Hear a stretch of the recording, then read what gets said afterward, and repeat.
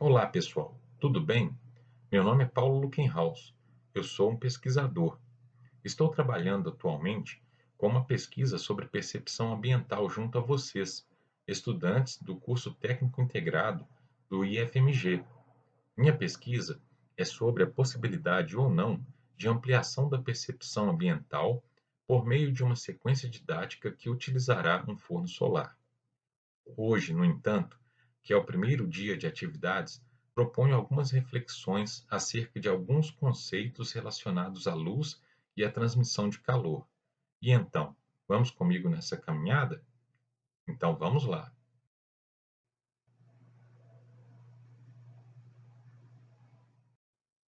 Vocês sabiam que o calor é um tipo de energia, também chamada de energia calorífica? Conforme a física, é esse conceito que estabelece a troca de energia térmica existente entre dois corpos. A finalidade dessa troca é o alcance do equilíbrio térmico, ou seja, fazer com que dois corpos possam atingir a temperatura igual um do outro. Para que isso seja alcançado, o corpo que se encontra mais quente transfere calor, ou seja, energia calorífica, para o corpo que está mais frio. Mas de quais formas essa propagação de calor ocorre? Vamos pensar? Em nosso primeiro processo de transmissão de calor, vamos imaginar a seguinte situação: uma panela está no fogo e você esquece uma colher de cabo metálico dentro dela. O que vai acontecer? As moléculas da ponta da colher, que estão em contato com alguma comida quente, como um feijão, por exemplo, vão receber calor e, por isso, vão começar a vibrar mais intensamente. Essas moléculas agitadas vão agitar também as moléculas do cabo na região mais próxima da ponta da colher, e assim sucessivamente, até que todas as moléculas do cabo, em um determinado momento, estejam vibrando intensamente, ou seja, o cabo todo estará aquecido, de modo que, se você segurá-lo, certamente queimará sua mão. Esse processo de transmissão de calor é chamado de condução térmica e precisa de um material para que possa ser propagado. O segundo processo de transmissão de calor, chamado de convecção térmica, precisa de um meio fluido para acontecer, seja esse meio líquido ou gasoso. Para ilustrar melhor esse processo, vamos imaginar uma panela com água colocada no fogão para esquentar. O que acontece? A água que está na parte de baixo da panela, ou seja, mais próxima à fonte de calor, irá esquentar primeiro. Suas moléculas se agitarão, o que fará com que seu volume aumente e, consequentemente, sua densidade irá diminuir, fazendo com que ela suba para a região mais alta da panela, empurrando de forma circular, por assim dizer, a água que está no alto da panela, que está mais fria e, portanto, mais densa, para o fundo da panela, ficando próxima à fonte de calor, de modo que todo o processo se repita continuamente, até que toda a água esteja aquecida por igual. Na figura aqui apresentada, as setas vermelhas representando a água quente e as setas azuis representando a água fria são chamadas de correntes de convecção. Agora, vamos conhecer o terceiro e último processo de transmissão de calor. Ele é chamado de irradiação e é o único processo que não precisa de um meio material para acontecer.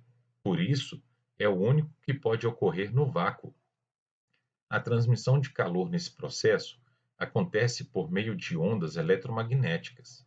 Um exemplo que pode ser citado e que pode melhor ilustrar esse processo é a luz do Sol, que nos transmite calor. Outro exemplo que também temos é o calor que emana da chama da trempe de um fogão. Quando aproximamos nossa mão, podemos sentir seu calor. É importante também ressaltar a diferença entre radiação e irradiação. Você sabe qual é a diferença? A radiação é a energia emitida por meio de ondas eletromagnéticas. Já a irradiação consiste na exposição a essa radiação. Outra curiosidade é que alguns corpos têm a capacidade de absorver melhor a radiação térmica. considerando-se, por exemplo, sua composição química ou mesmo a cor. Por exemplo, as roupas escuras são aquecidas de modo mais rápido que as roupas claras, devido à sua maior capacidade de absorção de calor. Agora, nós vamos estudar um pouco sobre a reflexão e a refração da luz. Você já ouviu falar desses termos? Faz ideia do que eles possam significar? Será que você teria algum exemplo para poder mencionar? Pense um pouco. A partir do próximo slide, vamos começar a compreender melhor o que são e como ocorrem esses fenômenos. Então vamos lá? Você já observou um espelho? Já reparou que é possível perceber seu reflexo tanto quando você está de frente para o espelho, como também quando você fica um pouco afastado para o lado do espelho? O que acontece é que os raios de luz batem no espelho e são refletidos no mesmo ângulo em que chegam até ele. Conforme a segunda lei da reflexão, o ângulo de reflexão da luz, também denominado pela letra minúscula R, é sempre igual ao ângulo de incidência da luz, aquele em que a luz atinge uma superfície, também denominado pela letra I minúscula. Já a primeira lei da reflexão afirma que tanto o raio de luz incidente quanto o raio de luz refletido e também a reta normal à superfície são coplanares. Isso significa que eles pertencem ao mesmo plano.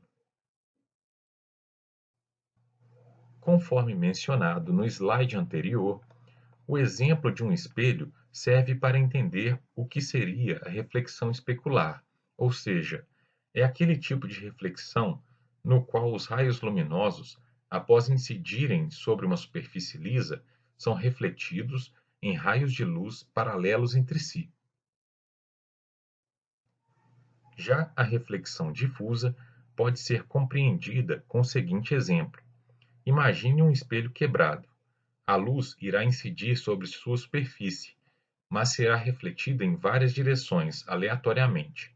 Sobre a reflexão especular e a reflexão difusa, há uma experiência bem simples que você pode fazer em casa. À noite, com a luz apagada, projete a luz de uma lanterna sobre a superfície de um espelho. Você verá que a luz refletida ocorrerá apenas no mesmo ângulo de incidência da luz da lanterna.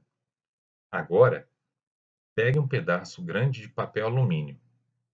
Amasse-o, depois o desamasse, abrindo-o novamente.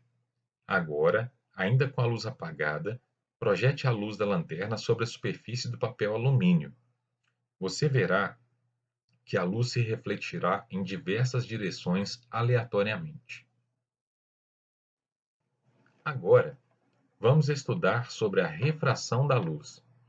Você já observou o que acontece quando colocamos uma colher ou um lápis, por exemplo, dentro de um copo transparente com água?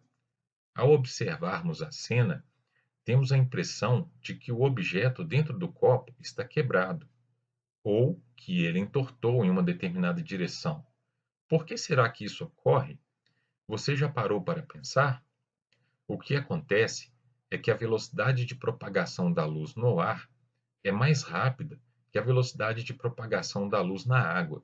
Ou seja, dizemos que o índice de refração da água é maior que o índice de refração do ar. Para se ter uma ideia, o índice de refração da água é de aproximadamente 1,3, ou seja, isso significa que a velocidade da luz no vácuo é 1,3 vezes mais rápida do que a velocidade da luz na água. Outra coisa que ocorre é que o comprimento de onda da luz no ar é maior que o comprimento de onda da luz na água. Porém, a frequência da onda não se altera nos dois meios, mantém-se a mesma. Muito obrigado por sua presença até aqui. Nos vemos na próxima apresentação. Tchau!